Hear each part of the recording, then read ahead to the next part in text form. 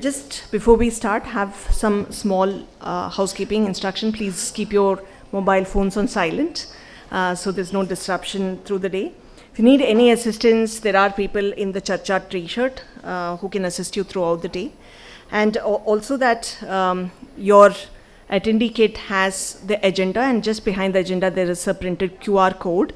And at the QR code, at any point, you can just give the feedback of the Charcha. It will help us make a better Charcha every year. And coming back to the session, we are especially delighted to have Generations India Foundation as the co-host this year and exclusively lead the youth and skills theme. So the recent economic survey has shown that 49% of the youth in India are not employable. And so there's an urgent need to kind of fix the entire chain from education to employability to employment and to resilient employment. And we are happy that we are having two compelling panels co-hosted by Generations India under the themes of youth and skills. Solving the skills conundrum, can tech and processes unlock the scale for quality? That's the session that's happening right now. And the power of evidence, how impact can be a catalyst in skills. That would be the session just after lunch at the same place in Silver Hook. I would now like to welcome Mr. Arunesh Singh to deliver the keynote address. The slides, please. Arunesh is the CEO of Generations India, a global non-profit organization which operates across 17 countries and over 300 cities, training and placing disconnected youth and mid-career learners to 47 plus professions spanning technology, healthcare, customer service, and skilled trades.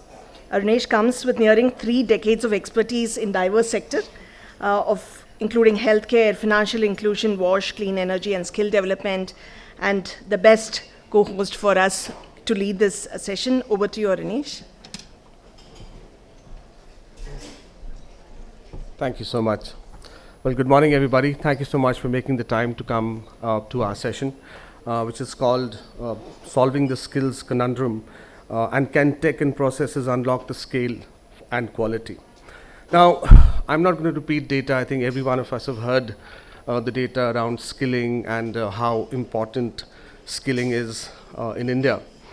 We as Generation India Foundation have it as our mission to bring youth to employability and ensure that they get the right skills to be able to get jobs. Clearly, skilling is a national priority, and we are happy to play our little role in doing so. Last week, on the occasion of the Independence Day, we heard the Honorable Prime Minister speak about skilling, and he said that we have to prepare future-ready skilled resources in India to meet the expectations of a fast-paced development. So we are being led at the highest level towards skilling, and it's being prioritized as never before in the past decade or so. He also mentioned that the government has come out with several Skill India programs at a much broader scale, and we saw that in the budget as well. The Honorable Finance Minister said that that employment and skilling is a priority area in the roadmap for a Viksit Bharat. So this has clearly become a priority, and what I'm going to do in the next 3-4 minutes is walk you through as to what Generation is trying to do and what is our mission and vision. As I mentioned, we are an organization that is focused towards economic mobility of youth across the country. Our mission is to transform education to employment systems to prepare, place, and support people into life-changing careers that would otherwise be inaccessible to them. So this is clearly laying out the agenda in as far as what we want to do towards ensuring that learners are skilled, they get jobs, and they stay in those jobs. We are a global organization. We were incubated by McKinsey & Company. We are currently working in 17 countries. We are now an independent organization, a non-profit, but we do have 17 affiliates across the globe. Excuse me. Now, how do we sort of go about doing this? And the most important thing, and as far as we as an organization is concerned, is the methodology that we bring to the table. And this is how we are able to ensure that we are able to achieve outcomes, especially around employment and retention. I don't think the country faces as much problem in being able to train people. What is missing, unfortunately, is outcomes on employment and retention. And that is what our 7-step methodology, as you can see on the right-hand side, can sort of really helps us achieve. Now, this is a comprehensive, demand-driven methodology that looks at skilling as a continuum. It starts with ensuring that you have the right learner in the classroom. We do that through several tools, technology that we use, including ensuring that we take our learners to what we refer to as a week 0. Even before a cohort starts, we will actually take them to the place of work, show them what they are signing up for. And let's say it's a general duty assistant job role. Students or learners see that it's air conditioned, it's clean, but they also see blood. And they see that it's a difficult, 10 to 12 hours sort of working day. And about 20% of them drop out, even before the cohort starts. And that's what we refer to as a healthy dropout, because now we've got the right learner in the classroom. So we have steps and processes like these, and I'm happy to speak of this in more detail during the course of the day. But we ensure we get the right learner in the classroom, we create our own curriculum, we understand the pain points of the employer, which is very important. We are not buying this curricula from outside. We are creating it outside. We shadow the job role for about 6 to 8 weeks, understand the pain point of the employer, and then develop the curriculum. So it's a very relevant, very industry relevant curriculum that is developed, and that is what the learners are trained on. Then we also ensure, of course, we train on the basic skills or the technical skills, but about 60% of what we train our learners on is on practicum, is on behaviors and mindsets. So if you talk to any of our employers and ask them why are generation learners good, they will tell you that they come with the right attitude towards the job. So it's a lot beyond just technical skills. We also ensure that our learners get jobs. Now, why is this important? As an organization and as the CEO of Generation India, I am not measured by the number of learners we train. I am measured by the number of people we are actually able to place into jobs. So even if a cohort, say it's of 30, we will ensure that we've lined up 1.5 times the number of jobs even before the cohort starts. Therefore, we promise 100% opportunity to our learners for a job interview, and therefore you will see our percentages for placements and retentions are fairly high. We also do a lot of mentorship. We have clinical psychologists who support our learners across the journey, 3 months into the job and 3 months into the training. So you have external psychological support for the mental well-being of the learner that's being provided to ensure that these learners are getting the right support. So that's the methodology. I spent some time here. Now, what are we trying to do as an organization? This methodology that I explained to you is basically a horizontal methodology. You can take it from one job role to another, one state to another, one country to another, you will get the same outcomes. If it's, of course, implemented in the spirit and it's customized to the country that we're talking about. So therefore, we've taken it upon ourselves to ensure that we work with governments at the central level and state levels, embed our methodology into that ecosystem, not create parallel infrastructure that already exists, and enhance outcomes across placements and retention and wage outcomes.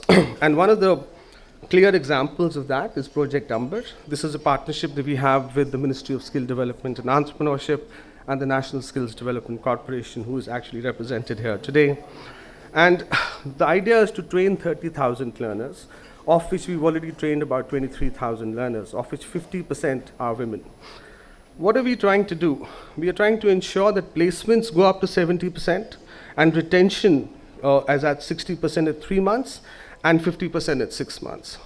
The more important thing is, this is an outcome-based skilling program where payouts are made basis these outcomes. It is not a straight-over handover to the training partners. So there are 5 tranches. 45% of the payout happens at certification. The balance 55% actually happens at placements and retention. So this is not just calling it outcome-based for the sake of outcome-based. We are actually moving the payout structure to the training partner ecosystem basis the outcomes that they achieve. This is the impact that we've achieved thus far for Amber. You will see that our pass rates are 90%, and I think there's never been a problem in as far as pass rates are concerned. Women participation is 51%. And this program has trained about 1,300 trainers or center staff across our 23, 24 training partners, so that we have now created a bit of an ecosystem that can do outcome-based skilling, can do employment-linked programs. Our placement percentages are at 73%. These are verified. These are not self-reported. That's very important. Those of whom who are from the skills industry would understand the difference of what I'm trying to say here. And this is a public-private partnership. The idea was that we get about 50% of the payout through the government, and other 50% comes through the private sector. And we've raised 31 crores towards this public-private partnership. So we have a clear evidence to the fact that private sector is willing to invest in a skilling program so long as there is outcome-based skilling that's happening. But we also said that we will ensure that we are not the ones who are talking about our success, and that we have a third party that does the assessment, independent agency that does the assessment, and then sort of, takes these outcomes to the government.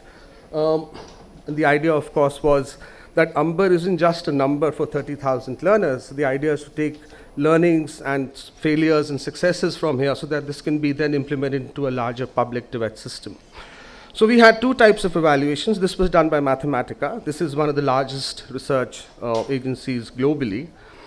The short-term findings, as you can see on the left-hand side, you can see we had a comparison group, which was very similar to the learners and the profile and the job roles, geography that we had for our own job, for our own learners. So, for example, we had a retail sales associate.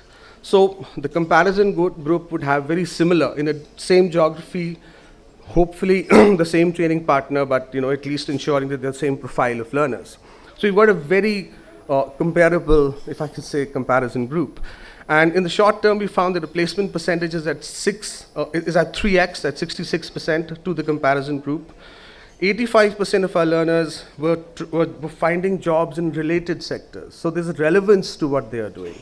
You know that a lot of people get trained, but they do not get jobs in the same sector that they are really trained for. This was done for 2 job roles in the beginning, and therefore you see a higher wage outcome of 14 to 38%. And most importantly, 90% of our learners were still in jobs at 60 days. So not only are we ensuring that we are getting jobs, we are also ensuring that they stay in those jobs. Now, if you were to look at the right-hand side, you will see these are the long-term, mid-term to long-term findings. This is 1 to 2 year out for the same set of learners. And if you see the first one, 69% of Amber learners employed at some point. So they got a job, 44% were in jobs at the time that we spoke for them for non-tech, and interestingly, 66% were still in jobs for tech. So it's probably higher. I think the one learning that we have here, which is something that we are working for now and ensuring that we improve upon this metric, is that about 1 year out, we found that only 34% women were employed. So there was some level of drop vis-a-vis, say, 54% men. And that's something that we will continue to sort of work on and ensure that even longer term outcomes are better for women across the programs that we implement. And I'm also happy to announce that this program has actually got extended, and we'll now be training for 100,000 learners across the next 2 years, along with the Ministry of Skill Development and Entrepreneurship. Thank you and welcome once again.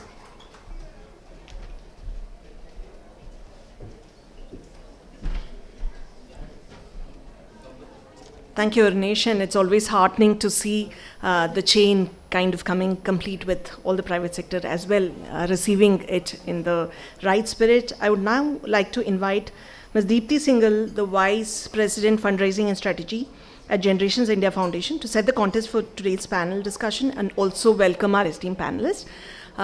There will be a QR code that will be there. So the questions, we will be entertaining the questions through that.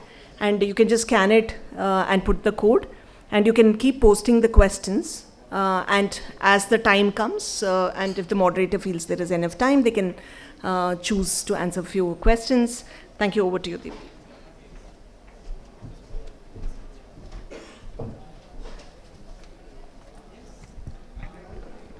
Good morning, everyone.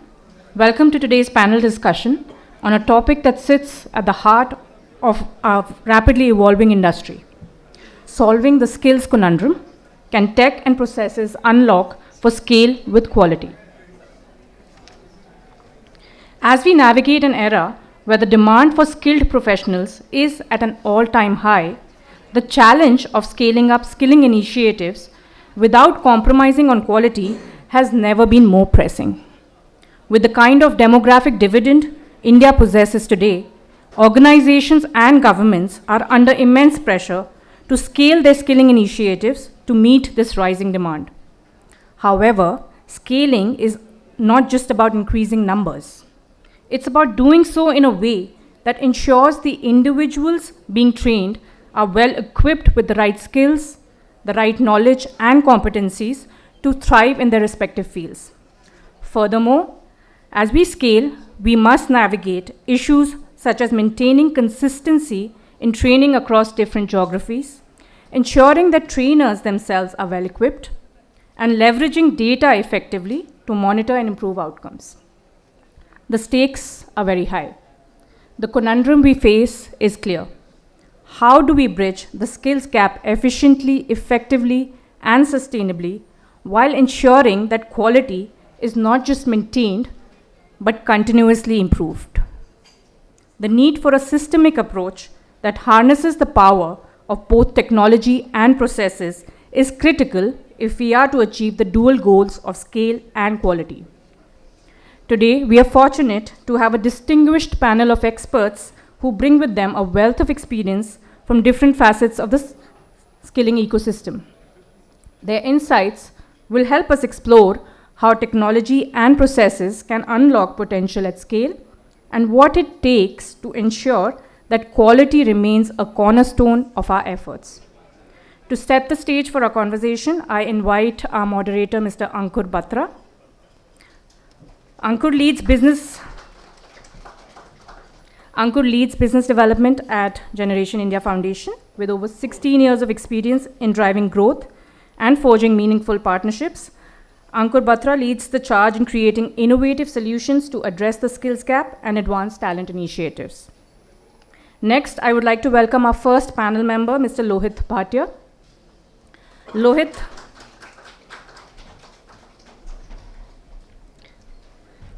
Lohit has been associated with Quest since 2011 and currently holds the position of president at Quest Workforce Management. He has over 25 years of experience across industries like textiles, auto components, and services. Welcome, Lohit.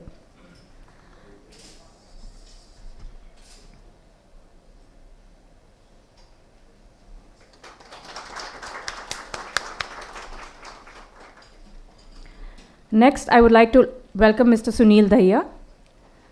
Sunil is associated with the Wadhwani Foundation, a non-profit organization dedicated to accelerating economic development in emerging economies through entrepreneurship, innovation, and skill development. As Executive Vice President, Sunil currently leads the skilling vertical globally for Wadhwani Foundation. Welcome, Sunil. Next, I would like to invite Dr. Rishikesh Patankar. Dr. Rishikesh heads the Government Programs Division at the National Skill Development Corporation, where he is responsible for overseeing the skilling programs. He has over 2 decades of experience in innovation and communication technology, specializing in e-governance, research and development, and capacity building. Welcome, Rishikesh. Last but not the least, I invite Mr. Arunesh Singh. Arunesh is the CEO of Generation India Foundation with a strong professional tenure exceeding 28 years. Arunesh has expertise across diverse sectors. Welcome, Arunesh.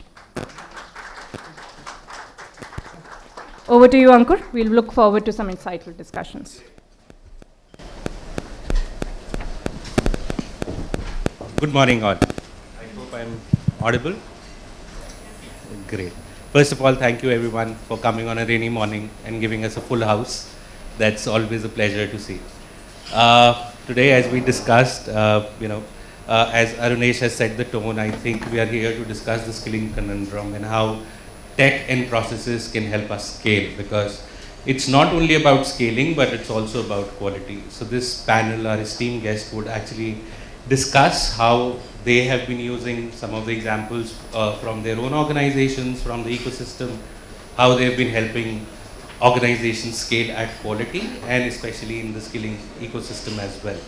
So, to start off the conversation, I think I'll start with Lohit, who represents Quest Corp and is one of the biggest employers in India across different sectors. So, since Lohit, you hold the pulse for the industry and you're doing it at scale, could you walk us through some of the key processes you believe are crucial for meeting the industry demand while ensuring quality as well?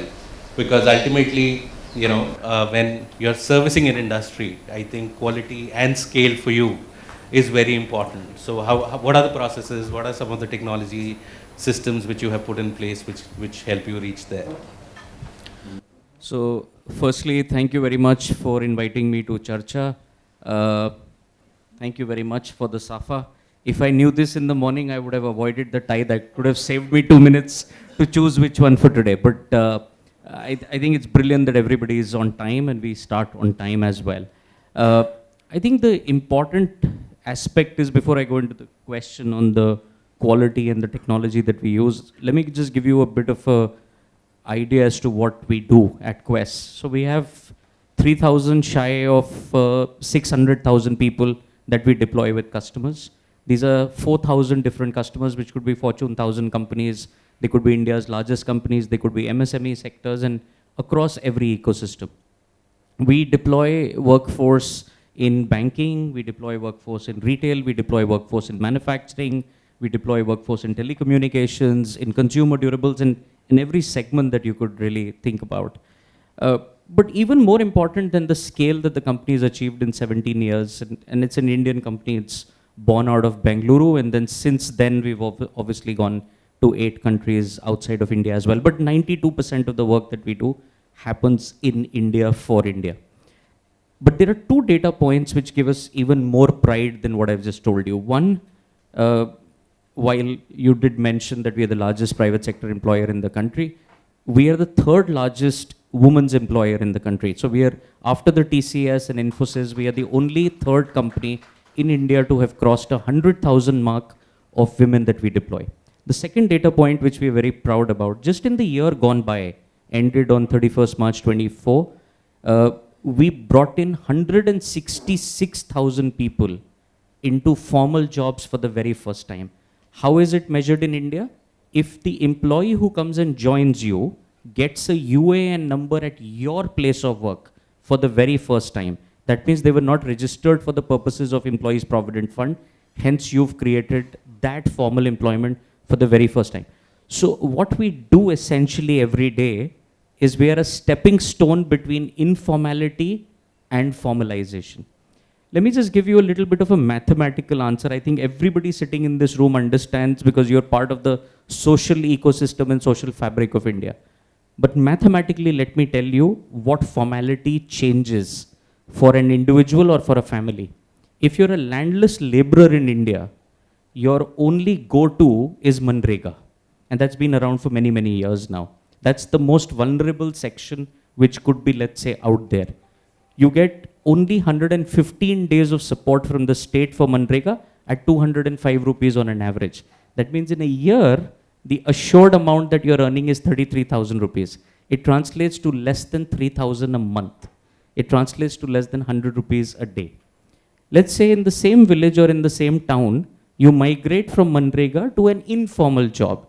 Statistically, you can earn anywhere between 5,000 to 8,000. In many villages, in many towns, it will be much lesser than that, with no surety of getting that money every month on the same day. And definitely, you have no social security and no protection.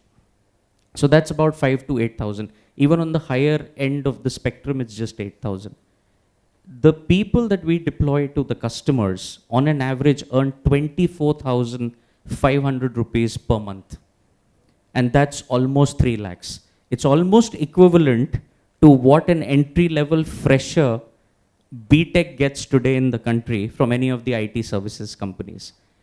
But we lose majority of these people because the customer finds the talent good after 1, 2, or 3 years of having the talent. And what In our industry, that's what is called absorption. So what we feel proud about is every year we have to find hundreds of thousands of people from various villages who can work with customers, and we know we will lose them after 1, 2 or 3 years. But the beauty is we will lose them to a customer at a higher wage, at a higher salary, at a higher position, and that's the true career progression which happens. When we go back and ask young girls who come and work for us from UP and Bihar and go to Tamil Nadu and Karnataka to a factory, maybe assembling mobile phones, that you're earning 18,000, 20,000 rupees a month now, what do you want to do?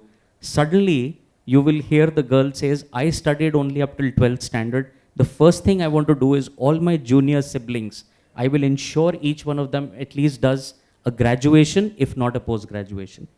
The second thing you'll hear from young boys and girls, after they come to work, what do you want to do with this money? I want to take care of my parents. They are getting aged now. They're coming into retirement. The third thing is I want to save for building a house back in my village.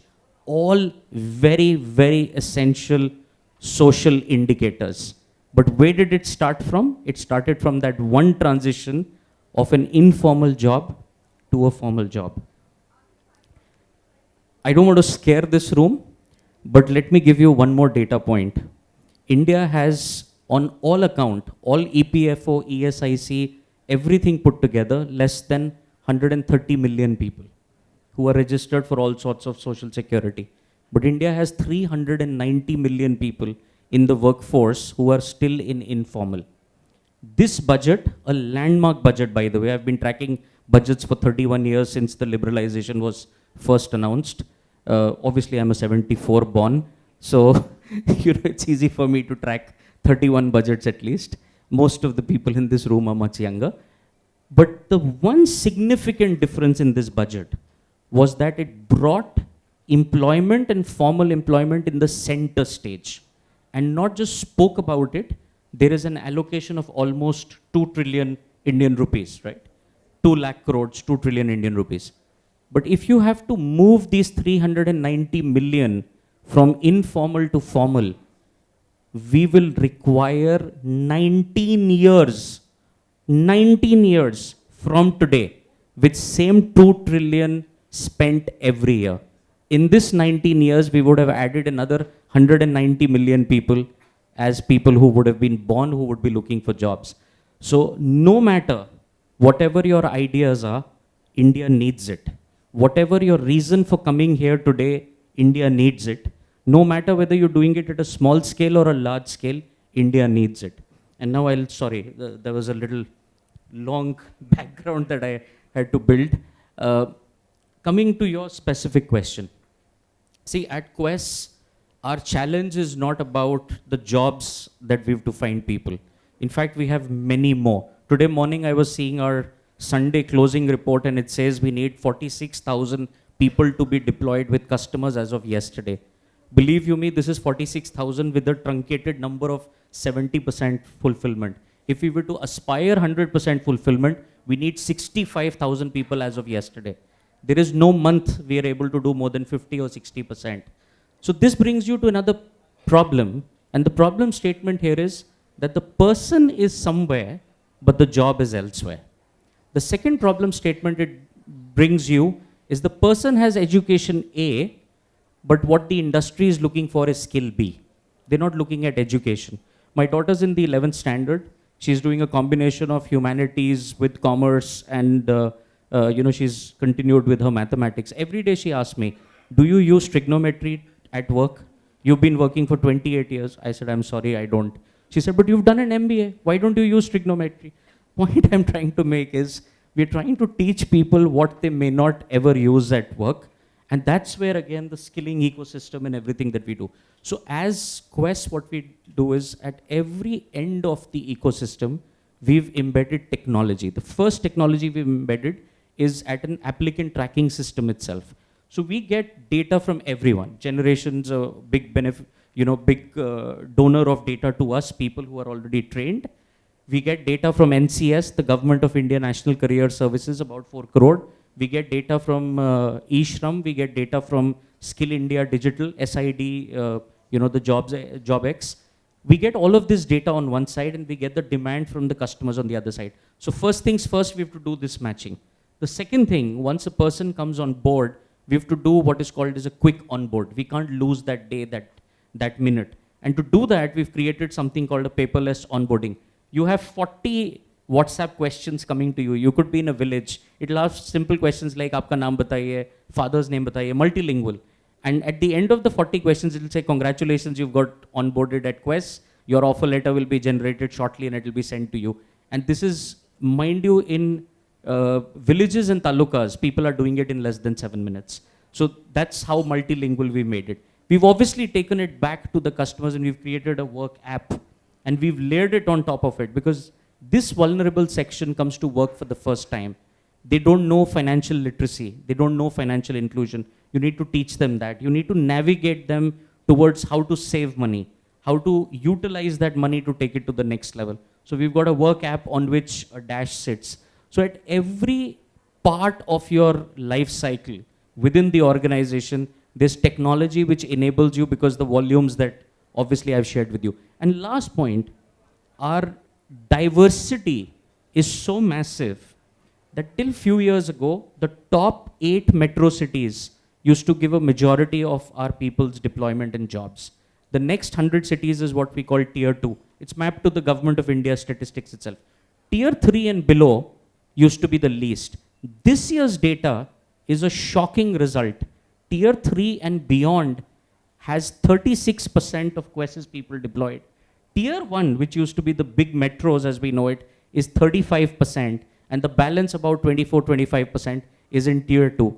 Tier 3 and below is 6,400 towns and villages where people are deployed by the company. So now look at the enormity of scale, the mismatch of data where jobs are and where people are, and the technology that we had no choice but to build over a period of time, all proprietary that we've built in the last 17 years. But a lot more needs to be done. And I hope at the end of today's conversation, all of us can take away something. I definitely want to take away many more connections with people that we can take people to jobs and especially to formal jobs. Thanks a lot for that, Lohit. Actually, India needs it. That's the key message there, and whatever we want to do, that will be important. Coming to that, Rishikesh, as a nodal agency for implementation of skill development programs in India, NSDC is responsible for creating processes for the ecosystem at national level, right? How does NSDC manage the challenge of handling data for such large number of students who get trained? What are the processes you are implementing to address this challenge, and how have you shaped the operational processes to enhance efficiency within the skilling ecosystem? So if I have to just rephrase, quite a long question. One is, how do you track data? Because NSDC does programs through multiple schemes, right? So how does it get assimilated at one place, or what is the technological support? What are the processes you kind of help and enable the ecosystem with to ensure quality at scale? That's what we are looking for. Thank you, Ankur, and thank you for getting me here. Actually, I'm glad. Yeah, thank you, Ankur, and I'm glad that I'm here. Firstly, regarding your first part of the question, Lohit talked about a process through which the candidate is getting enrolled on the Quest platform. Similarly, there is something called as the Skill India Digital. This is called the Skill India Digital Hub, SID platform, where candidates get registered onto our ecosystem. So this whole portal is run by Ministry of Skill Development and Entrepreneurship, and NSDC is the nodal agency who is running this. In fact, what we have done for increasing or maintaining the quality is we already know the quality assurance processes.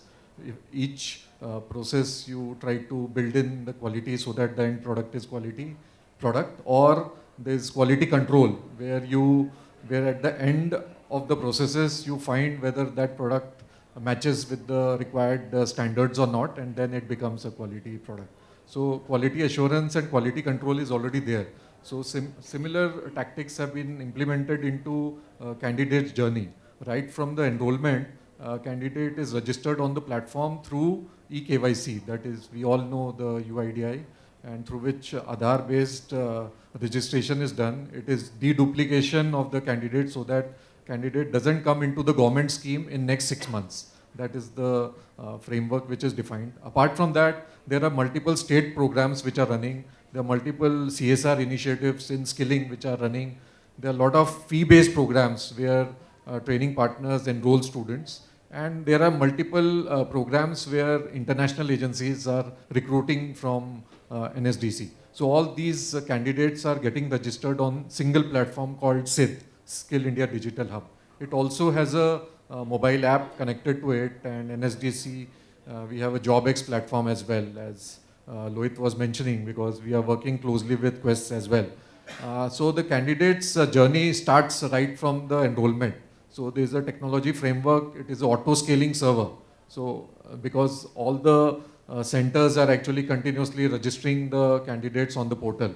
We have, in the government programs, we have around 15,000 centers which are largely participating in Pradhan Mantri Kaushal Vikas Yojana. Apart from that, there are around 2,000 centers which are in the PM Vishwakarma scheme, which is on the same platform. So these are the two flagship programs of the government. Apart from that, there are a lot of other projects which state governments are running, like the UP SDM, Maharashtra SDM, AP Skill Development Corporation, and many others in the state.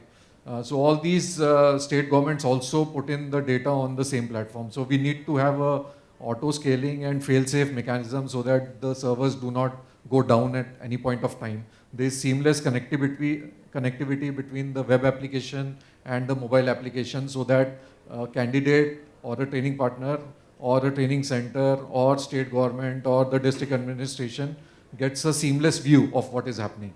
There are different dashboards which are put onto the platform using BI tools.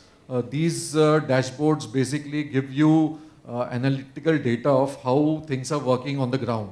For example, in a public system, we have states, almost 36 states UTs, then almost 6,500 plus blocks, 2.5 lakh gram panchayats, and 650,000, 6.5 lakh villages. So you need to track this in a hierarchy fashion and see which states are doing very well, which districts are doing well, which gram panchayats are doing well, why one state is doing so well, why one district is doing so well. So all these analytics basically come out and give us a basic view of how things to be planned and to be executed on the ground. So this is the basic architecture of the system.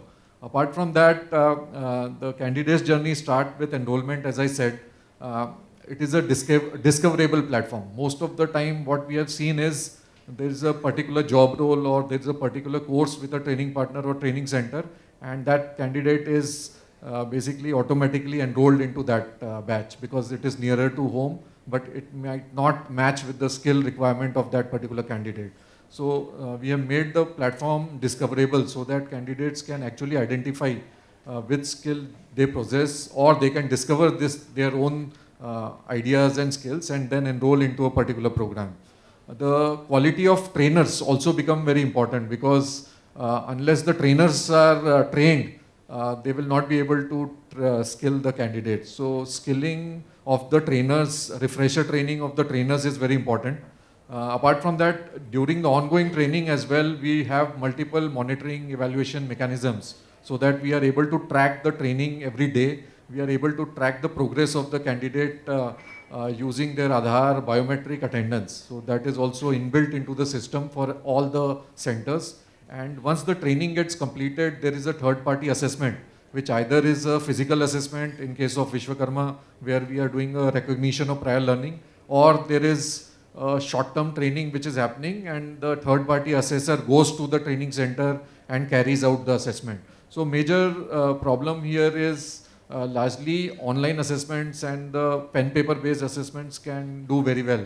But when it comes to skill test, physical or practical skill test, it becomes little difficult because you need to have some supervisor or a assessor who can actually assess the skill of that particular candidate. So there we are building technology so that we are able to track it. It is similar to the automated driving test which we have in Delhi and in some states where the people drive the car and robots basically identify whether you have those skills or not, and you are pass or fail. Similarly, when you are using a toolkit in skilling, these are the things which we implement onto the platform so that we are able to test the skill of the candidate. And at the last, when the assessment happens, it is largely remote proctored exam or physical exam on the ground if the connectivity is not there. So there are multiple multi-role and multi-label processes which are there, right from enrollment, during training, assessment, and then the tracking of the candidate. When the candidate gets a job, so tracking of the candidate, whether they are able to, they are actually continuing with the job, they have changed the job, they have changed the domain in which they were working. They were hired as a customer care, but if they are gone into call center. So all these tracking mechanisms are also there in the system. At the end, what I want to say is skilling is largely need to be personalized actually, because in education system we see that tuition centers work very well because there is one teacher and one student. So good quality training is given to the candidate.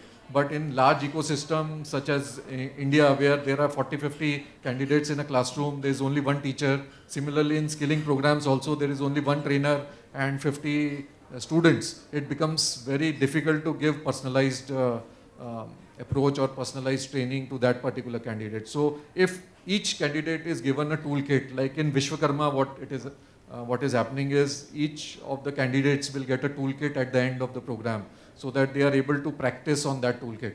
That will actually solve many of the issues which we face in the maintaining the quality ecosystem. So at the end, I would say that all the processes we are maintaining quality assurance, quality control, and in fact the stakeholders who are involved also put in a lot of quality management systems so that the end product is a quality product. Thank you, Ankur.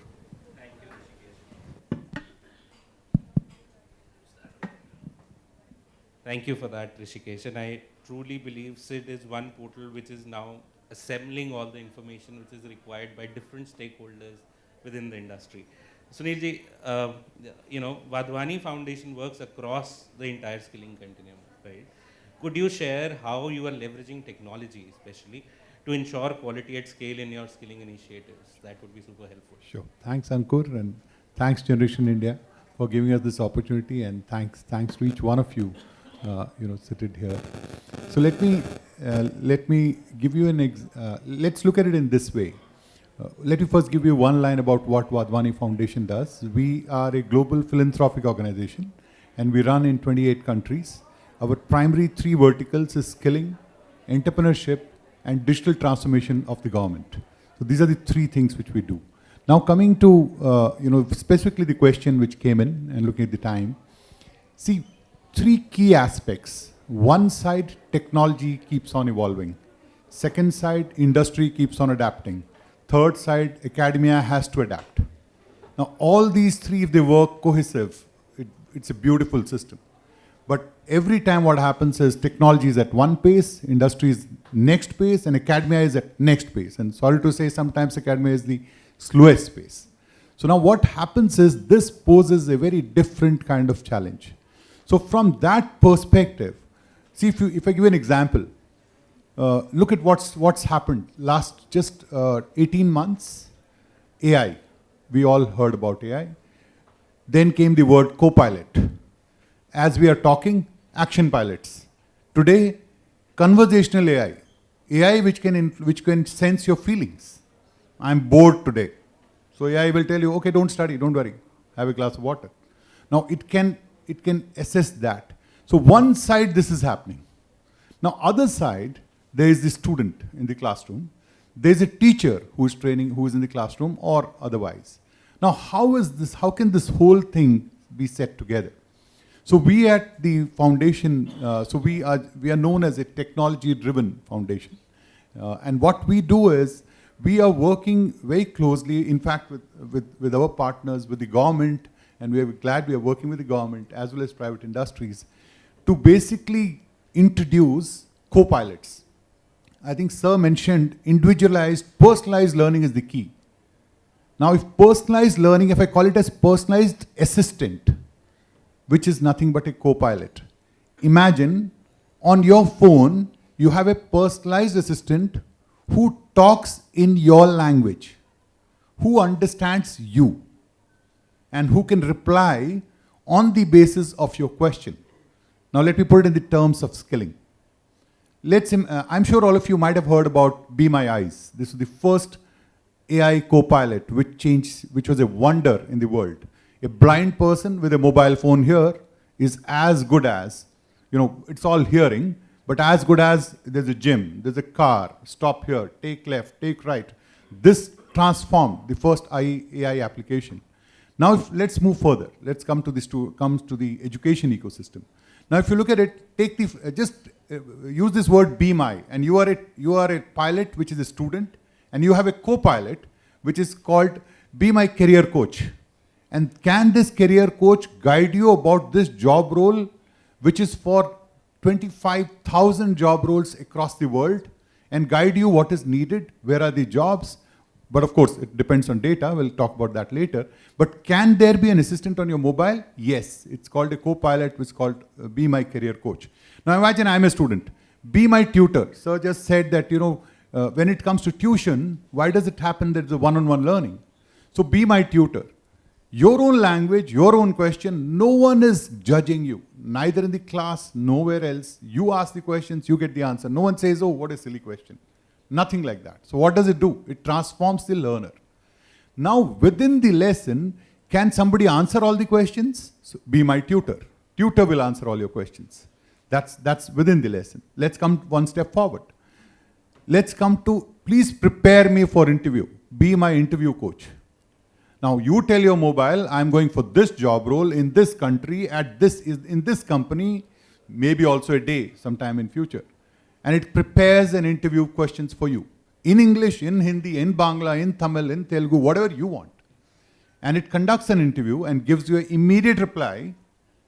My dear friend, this is your rating. No, you are not ready to go for interview right now. Please prepare these questions. Now, no one is judging him. No one is watching him or her. They do it right on the mobile phone. So then now come to the last part. Be my mentor at my first job. Many, we have seen girls coming back and boys coming back. Sir, teach us how do you manage these targets? How to manage pressure? How to manage boss? Now all these are those questions which need to be answered when they are in the job. And there is a mentor, which is your first job mentor, who can answer your queries in your own way. Now this mentor, tutor, coach knows your profile very well. So the replies will be more on your profile. So this is all the piece from the learner standpoint. Now let's come to this trainer standpoint. Teacher is teaching a concept. What is the best example of teaching this concept? Other part. Can you prepare a question for my 10 questions, multiple choice right now on this topic? And it generates 10 questions. So my dear friends here, AI is the way forward. But no doubt, let me add one caveat. It has to be nicely guardrailed so that students, learners, teachers don't go beyond the boundary. That's very crucial. But that's what we are doing across 28 countries. And right now we've done it in 14 countries and seeing massive adoption in students as well as teachers and also as employers. So where we work for their first year employees. This is what we do in this space. Thank you. That's super insightful, Sunil. Is it working? Yeah. So that's super insightful, Sunil. N is equal to 1 is the saying in an AI, right? Every individual has to be treated the same way. But Arunesh, we heard from you about Generation 7-step methodology, which you mentioned is the program and geography agnostic, right? It can be taken from one place to another. Can you shed some of the light on tools and technologies which methodology uses to ensure quality at scale?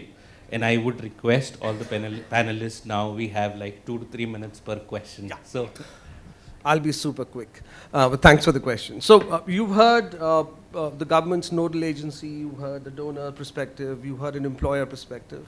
I'll bring in the next 1.5 minutes and implementer's perspective, and just point out some very important tools that we use across the skilling ecosystem. The first is we ensure that we get the right learner in the classroom. We have what's referred to as a Gen recruitment tool. This is basically looking at the entire journey of the learner. It's ensuring that the right learner with the right motivation is coming into the classroom.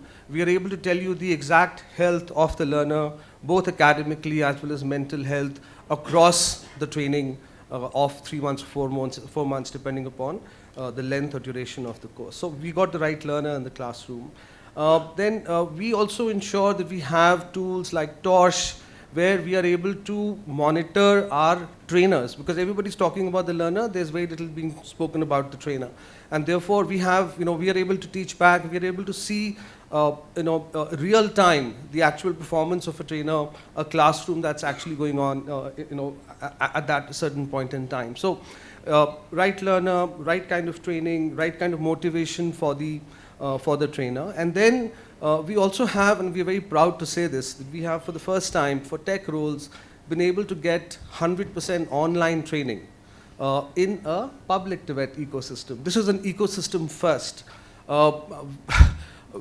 And thanks for the cooperation of NSTC and our partners, that we've had to make some real major systems change to be able to achieve this. I mean, think of how will you measure attendance of a learner in a government program, where a government an auditor can ask you, is it possible that the person came online and then disappeared? So we've created facial recognition systems, and we have all of that, and that's been a systems first, and again, thanks to NSTC for that. Lastly, Sid, Rishikesh ji spoke about that, and again, we worked with NSTC to ensure that Sid is able to do outcome-based payouts. That's again a systems first, where we've aligned the 5 tranches under UMBER to the payouts happening to training partners basis the outcomes that they achieve. So I think there's a lot of tools that we are bringing to the system.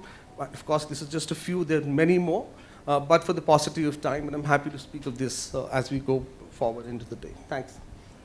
Sure, thanks for that, Arunesh. And Lohit, I think you touched upon it. What are the tools which you are using for hiring and retention? Especially technology tools again, because at your scale. What are the specific strategies that you utilize to achieve retention, and obviously the entire learner journey from hiring till retention for InQuest?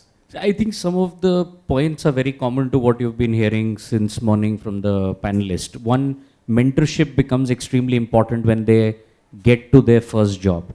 See, try and understand, this is a young kid who's just become 18 years of age. Most often than not has lived in a taluka or a town or a village, has not seen a bigger city, let alone seeing a large employer or a large factory. So mentorship becomes that much more important. The second thing which becomes important is what I was earlier also speaking about, is telling them what financial inclusion and financial literacy aids and helps them and their family for generations to come. Third, to not just show them what they are doing at place of work today, but show them a path from where they can be 2 or 3 years later, 5 years later, what kind of career succession and planning happens. And most often than not, we are happy to, like I said in the past also, lose them. So we get them to a place of work, but lose them to the customer itself, who then takes them to the next level. And all of this is tracked through those tools that I was talking about.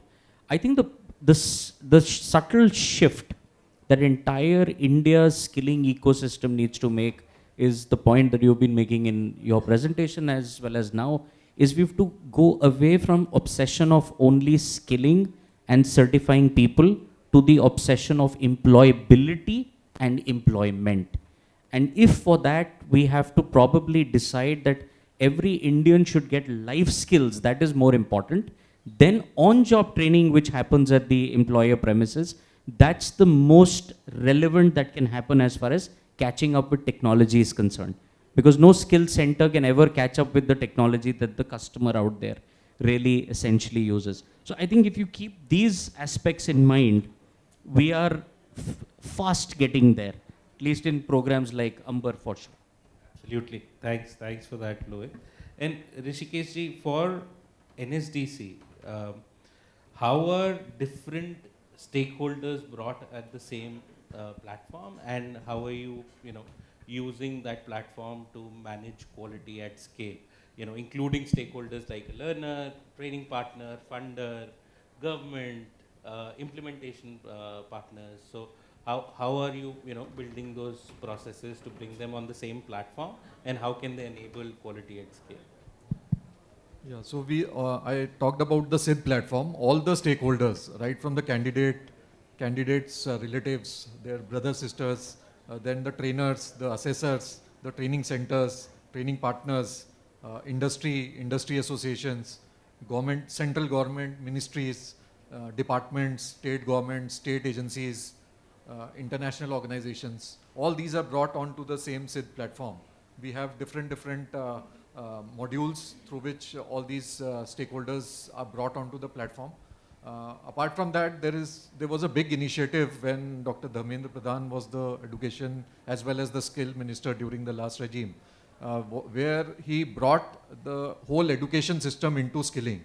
And that is where the colleges, both arts, science, commerce colleges, schools, KVs, NVS, state schools, affiliated, non-affiliated, aided, unaided schools, NGOs, then engineering colleges, medical colleges, nursing colleges, all these were brought as skill hub initiatives under the skilling program, because they had that infrastructure already present, and the major way was to use the infrastructure for skilling. So this was the idea and this was the vision. And I think this is quite helpful on the ground, because now the infrastructure is there, say post-school hours or post-college hours, a lot of infrastructure is available, and there is also income or the incentive for these institutions so that they come into the whole skilling program. The only gap I see is the skilling is not integrated into the curriculum, because if there is a timetable for a student or a schedule for a teacher, or in higher education system also there is a schedule, so you cannot bring in a skilling program into these institutions. So there we want the skilling curriculum integrated into this. So NEP I think talks about it, and a lot of things have now happened, and now you can do an interdisciplinary course. An engineering student can do an economics course or they can do it in mother tongue. All these things have become a possibility. Apart from that, bringing these stakeholders into the government programs. So this is one where government programs where we are implementing state government schemes, multi-sectoral schemes into our SID platform. Apart from that, there are a lot of other schemes which we bring into the system. The CSR programs, I think the Generation India Foundation 7-step strategy is one such initiative which is on the SID platform. Outcome-based funding, I think this is a wonderful model. I also learnt during the last meeting, and I think this is a wonderful tool through which various stakeholders are brought onto the system, and then skilling and reskilling, upskilling happens, and I think the end goal of employment, employability is achieved. I think this is one of the important area where we should work. The skill impact bond, which we do, NSDC, that is another concept where outcome-based funding is available. So the canvas is vast actually. NSDC as a PPP stakeholder under the Ministry of Skill Development and Entrepreneurship is an institution, and let us come together and work together. Thank you. Thank you. Thank you for that, Rishikesh ji. I'll take one last question for you, Sunil ji. As a grant-making charitable foundation, what types of investments is Wadhwani Foundation prioritizing to significantly scale up short-term skilling over the next few years while maintaining high quality at scale? Sure. Thank you. So let me be quick on this. So as a foundation, we are working on two clear directions. One is Wadhwani Innovation Network, where in the country we are setting up 22 Center of Excellences, and this is in partnership with the government. So Delhi, Mumbai, and Kanpur IITs, and then we have IISc Bangalore and CCamp, and along with that there are 17 AICTE suggested units where we are going to set up the innovation labs. Now, I must mention, it's not, Center of Excellence in an innovation lab means, today if I ask you, tell me where do you have a lab for advanced AI? Believe me, you will struggle. You might think IIT Delhi would have it. It's a guess, but it may not be right. Where do you see biosynthetic lab today? So quantum computing labs. So one aspect which we are working, with the government and is funding these opportunities, which are nearly 22 of them. And the key areas is advanced AI, quantum computing. Then we have synthetic biology, space tech, agri-tech. These are the areas which we are working with. So that's one part. The second part is more about the skilling ecosystem. The question was very specific on the skilling, like short-term skilling. Here, we always believe that all of us have to come together to make this change which is happening. So from that perspective, I think Arunesh in the beginning touched about, this outcomes. For us, the outcomes is from a skilling perspective is employment, retention, and progression. We call it ERP as employment, retention, progression. So any partners who are in this journey and who are doing a great job and is wanting to expand and scale, we provide grants to such organizations and we help them to take this forward. So thank you. That's what I do.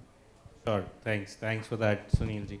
And we are at time, but we'll take 5 additional minutes for questions if everyone is okay. We'll go through the questions through the app if that's okay. So I think first question, Lohit, you can answer it better. It's a very interesting question. And I think it is coming from what Arunesh showed. Why is there a difference between outcomes among men and women, especially on retention? Are women paying the maternity penalty in the workforce? So unfortunately, women pay 4 penalties. I call them the 4 M's. There is the marriage, there's the maternity, there is the motherhood. When children start growing up, you have to again take a back seat. I mean, mostly in the Indian ecosystem, it's the woman taking the back seat. And the 4th time is medical care. Whether it's your in-laws or whether it's your parents, again, it's an understanding or a thought that, again, the woman will take a back seat. India's formal women employment is about 24-25%. Our data also shows the same. I spoke about it at the start. But as you go up to the board, where by the way, one independent director has to be a woman, it shrinks to lower than 9%. That means we are quickly shrinking women's participation there itself. Coming back to the basic as to what needs to be done. And that's where again, everybody in this room, civil society can do a lot more. We can train the girls in the UPs, the Bihars, the Jharkhands, the Orissas and all. But if the factories are majority coming in Karnataka, Tamil Nadu and all, the first question the family or the village asks, beti rahegi kahan? वो खाएगी क्या? वो safe कैसे रहेगी? आप किस type का dormitory दे सकते हैं या नहीं दे सकते? So that's why when I said we should move away from the obsession of skilling and certification to the obsession of employability and employment, we will start answering these questions as well. Somebody needs to come forward and say, this is the social capital that we will put together to transition the girls there. One small little change has happened in this budget itself. The government says any new job comer who comes gets a DBT of 15,000 rupees.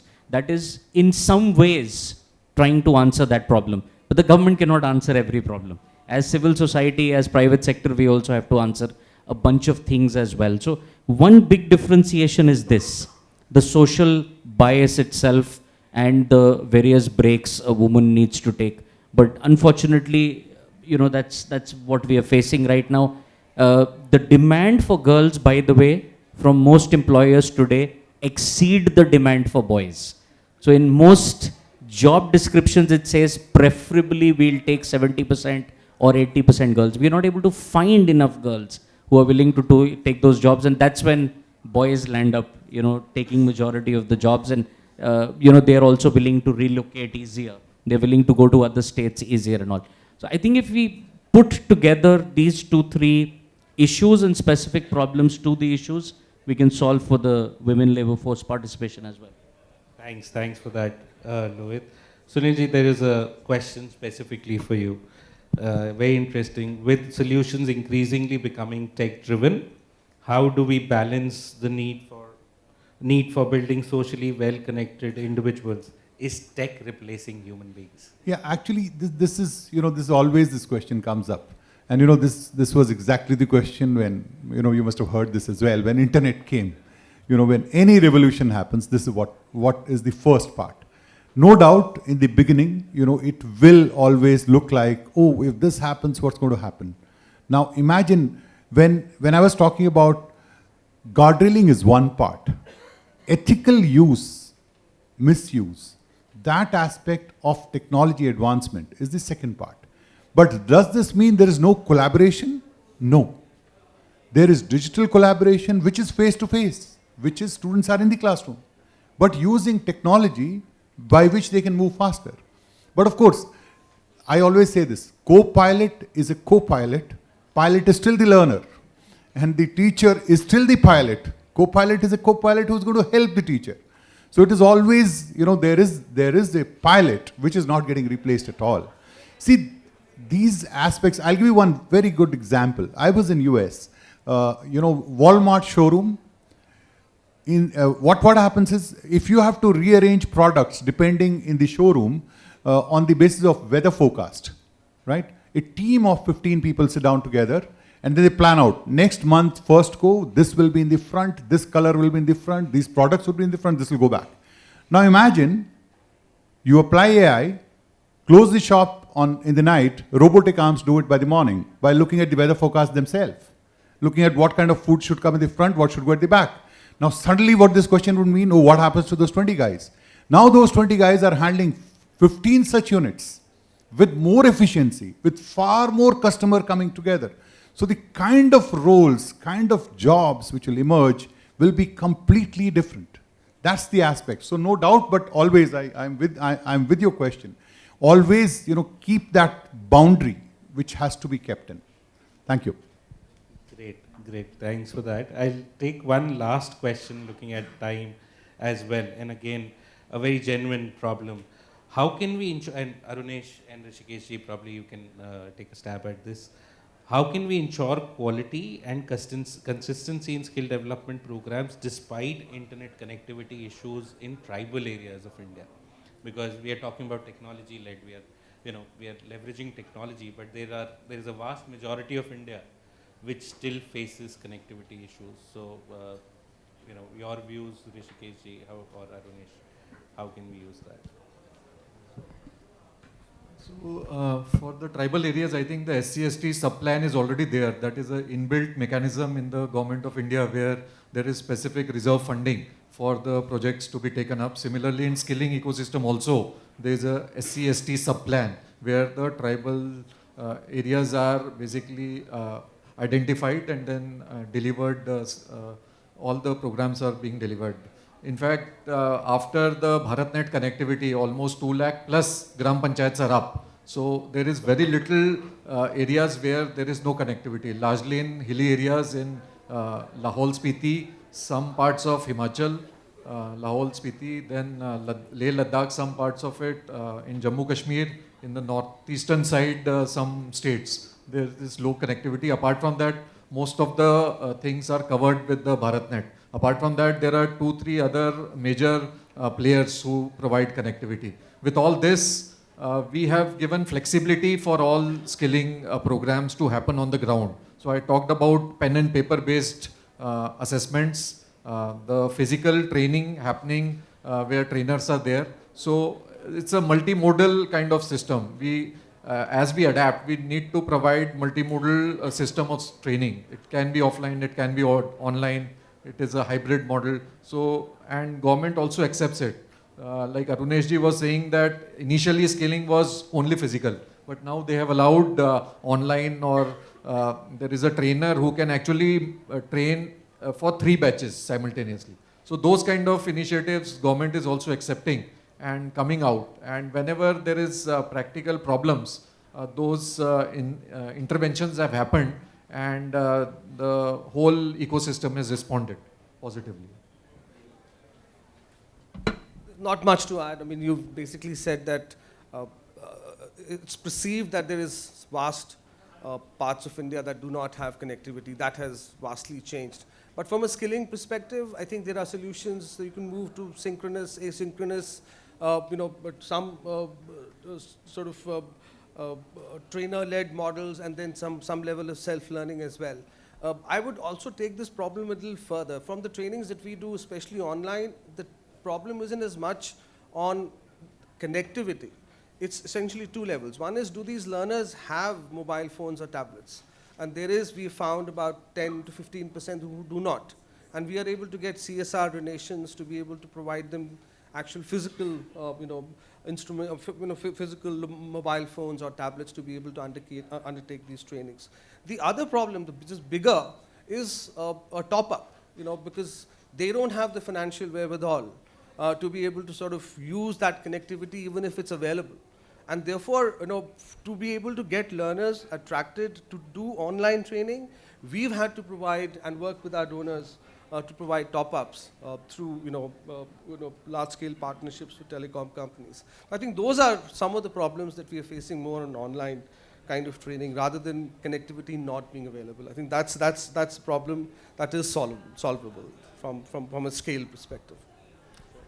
Thanks for that, Arunesh. And we have limited time, so we would have to end this session here. But thanks, everyone, for joining us today. And I think two key takeaways from this discussion was, how do you map journeys using technology, whether an employer journey, whether an employee journey, or whether a learner journey. And second is, technology is here to stay, so the better evolve with it rather than not use it. But yeah, thanks everyone once again for joining.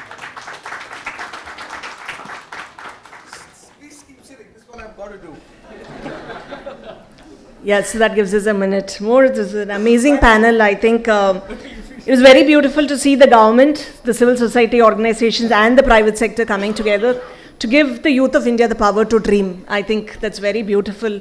And we always say Tadastu, and may this dream win. And I know as the MC, we stand between you and a lot of questions that you may have. We have a beautiful networking area, and I just hope the panelists would stay back, and if any of you would like to connect there. So we would be having, instead of a 10-minute break, a 5-minute break. So the next session here would be economically empowering women at the age of AI, glass ceiling to open doors. The session will start in another 5 minutes. And thank you for the panelists